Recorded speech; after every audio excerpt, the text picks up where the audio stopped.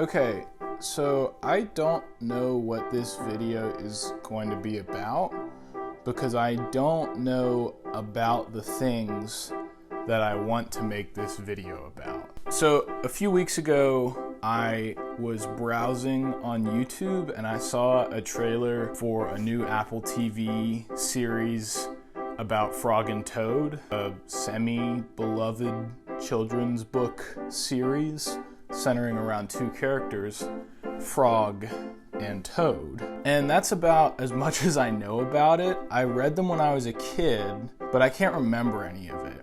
As far as I can recall, it's just kind of fun little stories about two friends doing things, which honestly is a good formula. But my awareness of Frog and Toad really boils down to it's a book I read, not even that I read, it was read to me when I was young. And whatever internet meme culture has fed me about Frog and Toad. As far as the internet goes, from what I can tell, Frog and Toad are kind of jokingly referred to as a precursor to the Cottagecore aesthetic, just because that's the aesthetic of the book.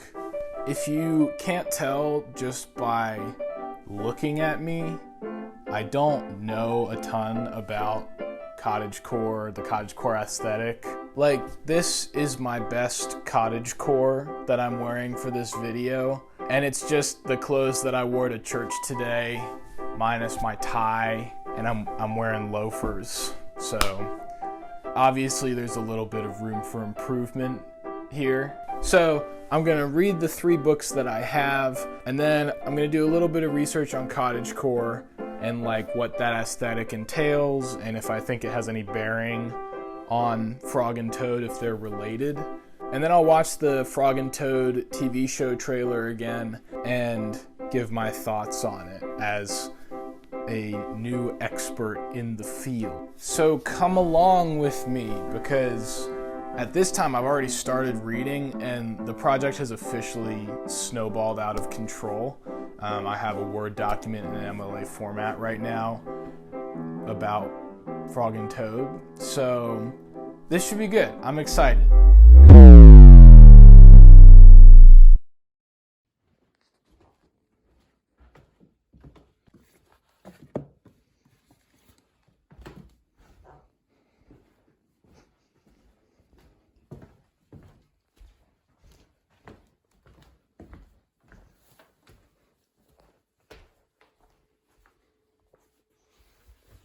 All right, I have with me The Horse and His Boy, which is now in contention for greatest book ever written, because I just read Frog and Toad Are Friends, and yeah, this is like just so good for no reason.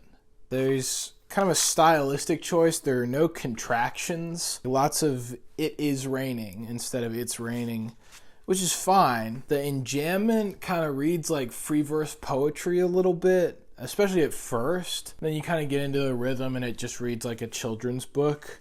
The drawings are really comforting. Like, of course, I'm most familiar with the pictures, right? That's what I paid attention to as a kid. That's what I see on the internet if I come across Frog and Toad content.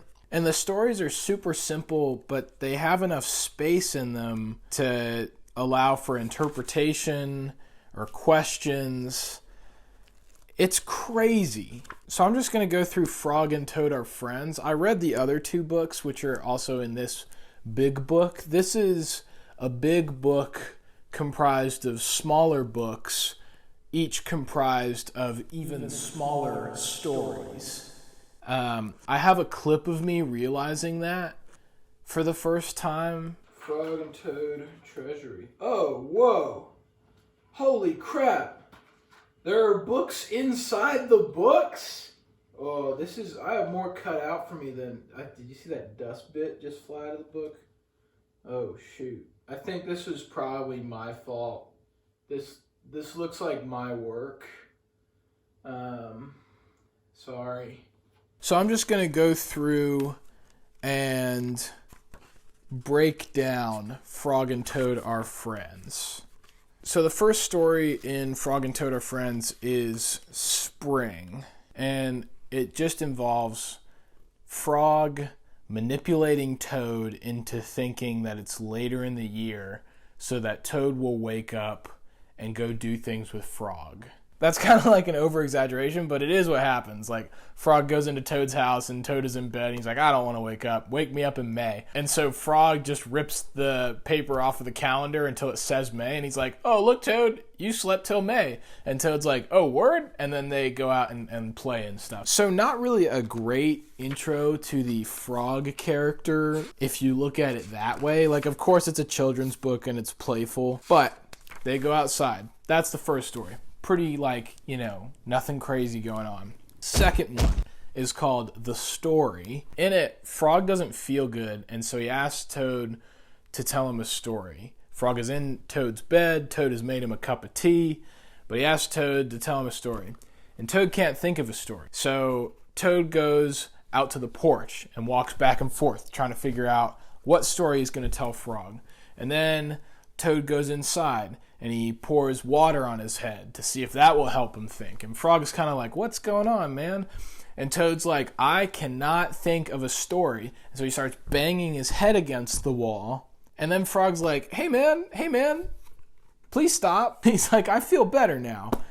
And Toad's like, okay, that's cool because I do not. And so Toad gets in bed, and Frog offers to tell Toad a story. And Toad says, if you can think of one, go for it. And then Frog kind of gets Frog and Toad as close to Christopher Nolan's Inception in this story as we do in any other Frog and Toad story by telling Toad the story of Toad right before Toad felt bad. At the end of Frog's story, he says, is that a good story? And Toad is zooted out, asleep. So this is kind of the first story that, really means something. Like, the first story, we kind of get this complex relationship. Obviously both characters are kind of childlike, but there's kind of this complex relationship of Frog always wanting to do things, Toad maybe not, and so Frog has to figure out how to get Toad to do the things that Frog wants to do with him. But in the story, we kind of see how Frog and Toad are different in their friendship, right? When Frog feels bad, Toad makes him a cup of tea, gives him his bed. These are things that would make Toad feel better if he were sick. And Frog asks Toad to tell him a story, which is something that Frog thinks would make him feel better. When Toad works to tell him a story, he can't figure it out, and Toad kind of gets hung up on that, which is kind of a recurring thing. Toad gets hung up on stuff. He really wants to do things right, and so he won't do things unless they are right. And then when Toad feels bad, Frog says, hey, let me tell you a story, which is something that Frog thinks would make him feel better. And Toad's response is really interesting to me because he's like, if you can think of one, I wouldn't want to, put that burden on you. Like, he kind of doesn't understand that Frog can think of a story. And so he doesn't want Frog to go through what he went through to try and think of a story. It's super interesting, and it's double interesting because both attempts to make the other friend feel better work. Like, Frog feels better after Toad works on thinking up a story, and then Toad falls asleep to Frog's story. The third short story in Frog and Toad Are Friends is called A Lost Button, and in it, Frog and Toad are out on a walk, and when they get back, Toad realizes that he's lost a button on his jacket, and so they go back out to all the places, even though Toad's really tired. Frog and Toad go back out to all the places they went, and they look for buttons, and they find a bunch of buttons, but not the button that Toad needs, not Toad's button. And so Toad has one of the best outbursts I've ever read. Toad put the thin button in his pocket. He was very angry. He jumped up and down and screamed, "The whole world is covered with buttons, and not one of them is mine!" And then they go home, and when Toad gets home, he finds the button on his floor. And then Toad feels bad because Frog had done a double walk with him to find this button, and the button was at home. And so Toad takes his jacket, he takes all the buttons that they found that day, and he sews them onto the jacket, and then he gives the jacket to Frog. I like how at the end of the story it says that Toad sews on the buttons really well. And it's cool to think that Toad doesn't want Frog to go through what he went through, so he sews the buttons on. Super good. Okay, the next story in Frog and Toad Are Friends is called A Swim, and this is where it gets crazy. So Frog and Toad are going to go swim, and Toad says, look, man, I think I look funny in my swimsuit, so can you close your eyes when I'm getting in the water and when I'm getting out of the water? And Frog's like, for sure, dude. And so he closes his eyes when Toad is getting in the water. They swim around, and as they're swimming, a crowd of other animals gather because they've heard that Toad looks funny in his swimsuit. And Toad asks Frog to ask the animals to leave so that he can get out of the water without feeling embarrassed. And Frog does, but all the animals say something like, we haven't seen anything funny for a long time, so we're going to stay so that we can see Toad get out of the water so that we can see something funny. Not a homie move, I don't think. And so Toad is like, well, I'm just going to stay in the water. But then he gets cold, so he's like, I have to get out of the water. And when he gets out, everyone laughs at him, including Frog, which is betrayal at the highest level. I was livid. I think I had an audible reaction when I was reading out loud, but I stopped. Toad climbed out of the river. The water dripped out of his bathing suit and down onto his feet. The turtle laughed, the lizards laughed, the snake laughed, the field mouse laughed, and Frog laughed. And Frog laughing is awful. That's man. I'm just going to play the rest of the clip from that because it is awful. What are you laughing at, Frog? It gets worse! I am laughing at you, Toad, said Frog, because you do look funny in your bathing suit. Of course I do, said Toad. Then he picked up his clothes and went home.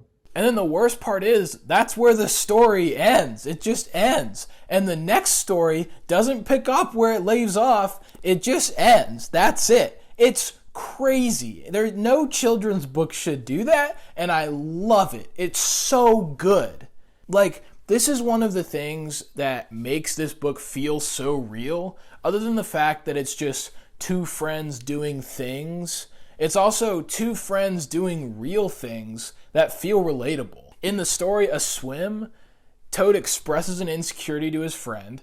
His friend acknowledges the insecurity and wants him to feel comfortable, but when a group of other people kind of give his friend permission to not have to respect Toad's insecurity, Frog laughs along with them, which is not cool. And then he doubles down. He says, nah, dude, I'm laughing at you, which is insane. And the story doesn't resolve. Frog doesn't apologize. Toad doesn't learn anything. I thought it would kind of be a fun, even if you have insecurities, your friend can boost you up and make you feel better about them. But no, it's static. The whole story is static.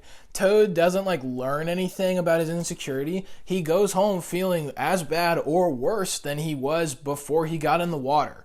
It's crazy. It's really interesting how it shows the complexity of two best friends still having rough parts in their relationship. Even though they are best friends, neither of them are perfect. Toad has insecurities, and Frog doesn't really know how to respond to that. And in this moment, Frog is a bad friend. Okay, the last story is called The Letter, and it kind of undoes what just happened in The Swim a little bit. So, in The Letter, Toad is waiting at his house, and Frog's like, what's up, man? And Toad is like, well, I am waiting for the mail, which is a sad time of day because I never get mail. And Frog is like, oh, that's a bummer. Can I wait with you? So they both wait for mail. And when Frog realizes how bad Toad feels about not getting mail, he decides to go home, write a letter, and then he gives it to a snail, which is amazing, and tells the snail to deliver it to Toad's mailbox. Then he goes back to Toad's house and tries to get him all amped up about the mail. He's like, aren't you excited for the mail? And Toad's like, no, I don't like mail. And Frog keeps going hey man, let's get excited about the mail. And the mail is not coming. Frog and Toad just kind of wait around, and eventually Frog just kind of gives up. He's like, look, I wrote you a letter. And Toad's like, what'd it say? And the letter basically said, you're my whole world, bro. And then Toad is like, I like that. And then the snail comes 4 days later and delivers the letter, and Toad loves the letter. And it says that Toad was very pleased to have it, that's cool. In the first 4 stories of the book, Frog is kind of the bad friend, or he's like really eccentric, and so Toad kind of might feel uncomfortable around him, or he's just being a little too much. So it's interesting to see Frog care about Toad and do an action to make Toad feel better. But in the story, the way Frog goes about it is still very Frog. Like, he's very energetic and frantic, and he gives it to a snail, and he's like, hey man, can you give this letter to my buddy? And then when the snail doesn't come, he gets real crazy about it, and then he gives up, he gets real impatient, and he just tells Toad. And it works, too. The actions he takes because of how he is still end up helping Toad feel good, feel better, and be excited about getting mail. Even though he doesn't go about it the way Toad would go about it, it doesn't mean it's a worse action. Okay, so that was Frog and Toad Are Friends. There are 5 short stories in it. And I love it. It's so good. Okay, I ran out of space on my phone, so the mic is the camera mic now. Sorry about that. It's really interesting to see how Toad always acts like Toad. He's kind of very predictable. He's very empathetic, and that is where a lot of his motivation for his actions come from, is from a place of empathy. Whereas Frog is a little more fluid. He doesn't always act the same. Like in Frog and Toad Together, there's a story called The List, and Frog ends up, after trying to solve the problem his way, he ends up just sitting with Toad in silence until Toad feels better. Which isn't a very Frog thing to do, but it still feels right. I don't know. Those are kind of my thoughts. I ran out of space on my phone for the microphone, so I'm going to kind of end it in this general area so you don't have to listen. Alright, so I am going to explore Cottagecore a little bit. All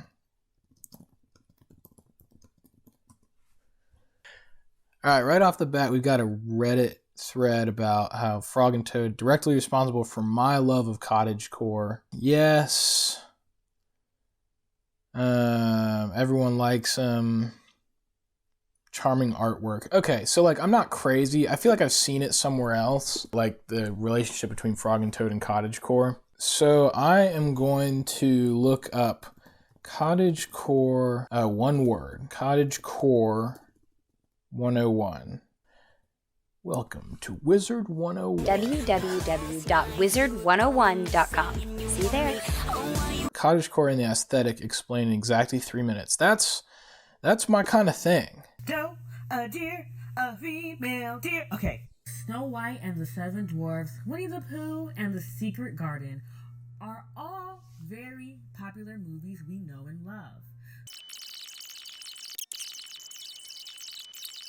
Oh, okay. She's telling me how. I was gonna say, it needs to tell me how. Dresses and skirts along with blouses with lace, puffy sleeves, and buttons. In a muted brown, maroon, or pastel color.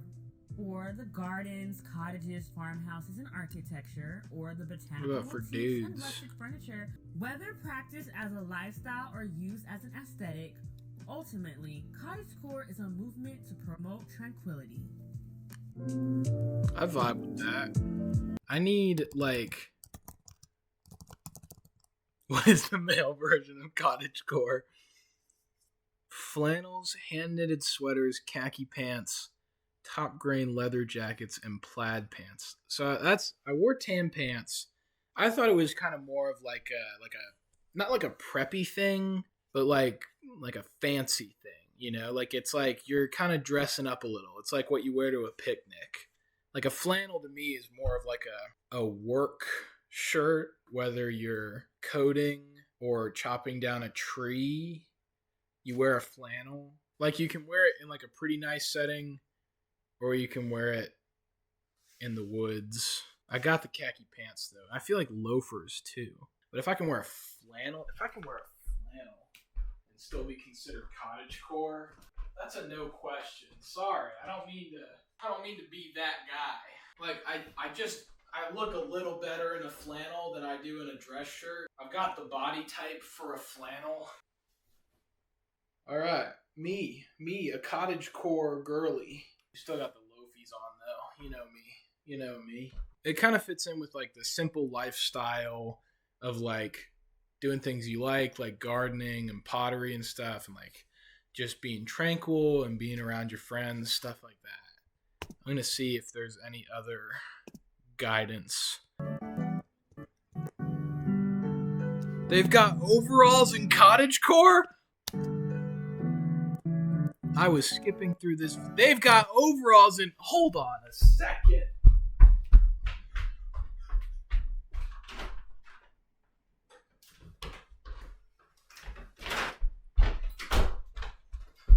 I thought overalls would be a little too, hefty for cottagecore. I thought cottagecore was supposed to be a little more dainty, you know? Dude. This is it. This is my aesthetic, I think. I found the word. Shoes. They got like those the clogs. Bucket hats. Okay. This isn't a bucket hat. It's a sun hat. I'm borrowing it from my dad. Alright. So sun and bucket hats. Jewelry. I don't have any jewelry. Baking. Making tea. I can bake.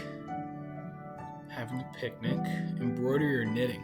I want to learn how to knit. This is for me, man. Reading and journaling. I read today. Painting. I want to learn how to watercolor too. Gardening. That'd be cool. Listening to music. Look, man, I'm all over that. Your place looks like... Honestly, I'm very neutral about interior decorating. Okay. Not to brag, but I think I found my new aesthetic. This is the fit. So we've got flannel, overalls. I kept it one strap to kind of keep like a playful vibe. Still rocking the loafers and white socks. I think that kind of brings together like how, you know, a little splash of formal in like a more casual cottagecore outfit. And then the sun hat. I don't have any jewelry or anything, but yeah, I think I did good. So I'm gonna watch the Frog and Toad trailer.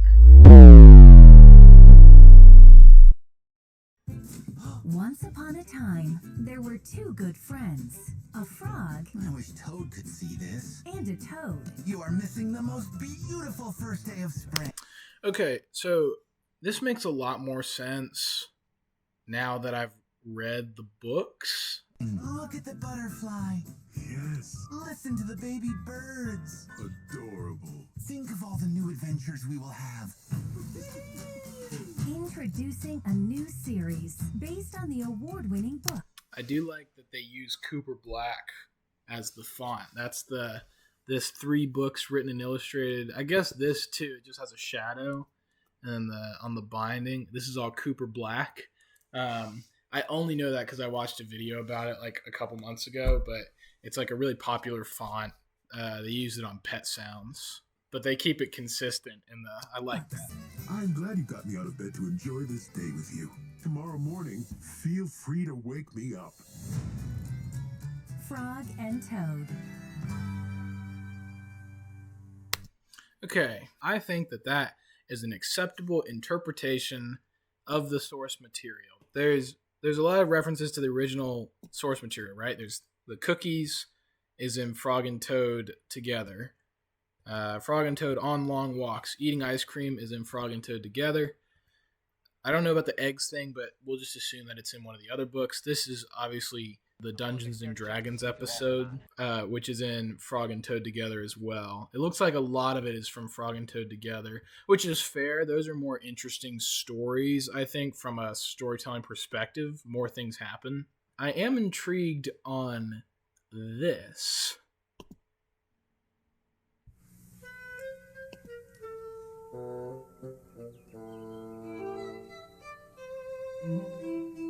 This is a 1985 film. I'm just gonna watch. Let's watch What a Day for a Swim. I will. This is awesome. Holy crap. This, I have to say, this is more Cottagecore. As an expert in Cottagecore, this is more Cottagecore than whatever Apple TV is doing. Very well.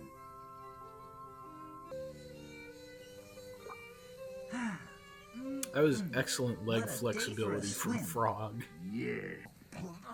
Do frogs have eyelids?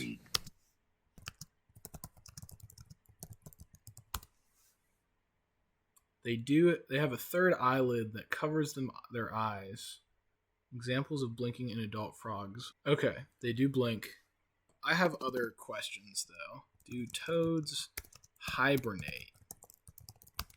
They do hibernate during the winter. Do frogs hibernate? Terrestrial frogs normally hibernate on land. Isn't there a frog that like freezes?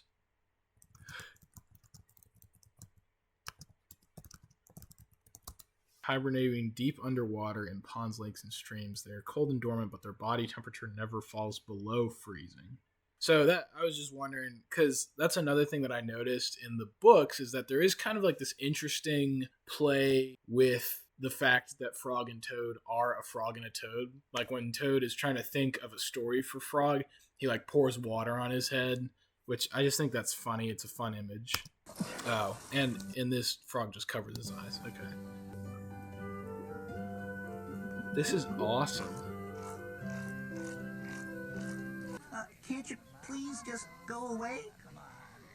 No. Does that happen? I think they're giving Frog a little too much credit here. I must check the text. It does happen.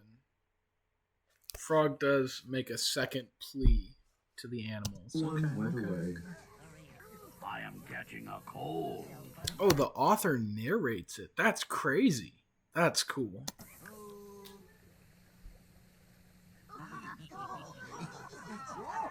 The turtle laughed. The lizards laughed. The snake laughed. The field mouse laughed. The frog laughed. What are you laughing at, Frog? Oh, I'm laughing at you, Toad, because you do look funny in your bathing suit. Well, of course I do. Okay. All right. Well, what's the matter, Toad? You're looking sad. Yes, this is my sad time of day. I don't get the human personification of frogs to abbreviate, like saying looking. Well, what's the matter, Toad? Like that's like a very Kermit the Frog. I guess this is post Kermit the Frog, so they could be drawing inspiration from that. It is the time when I wait for the mail to come. Reasonable. It always. Okay. So overall, I am not as up in arms about the Apple TV show as I was previously, which is fine. I'm fine with that. I don't really, care all that much about it. So we could just chalk this video up to being a good lesson on learning information before forming opinions.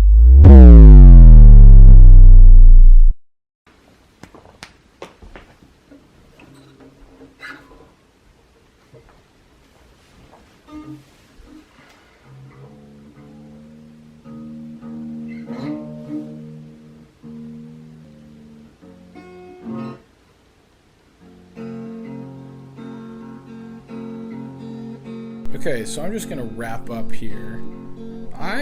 This was fun. This was a good time. I had not read Frog and Toad, probably on my own ever, but I had not heard Frog and Toad for, we'll say at least like 15 years. And I really enjoyed reading them. They were super good, very fun. I think there's one thing that I kind of wanted to say that I didn't, and it's that I don't really feel comfortable with like diagnosing these characters, right? Like to me, Toad seems like he's very anxious, right? But because I'm not a professional, I'm not really gonna do anything with that. I just feel like that's like a responsible thing to not do. The other thing is that like a lot of cultures are an iceberg. I'm just scratching the surface on Frog and Toad. on Cottagecore, on the ideas that I expressed in this video. This was just kind of a fun thing to do on a Sunday afternoon, as Frog and Toad intended. I'm probably going to watch that video. I'll link it below. It's called Frog and Toad and the Philosophy of Simple Living, I think. I'll do a card too up there. But thank you for coming on this journey with me. I had a good time. It was fun. Like, comment if you wish, subscribe if you wish, if that would bring you joy, and I'll see you in the next one.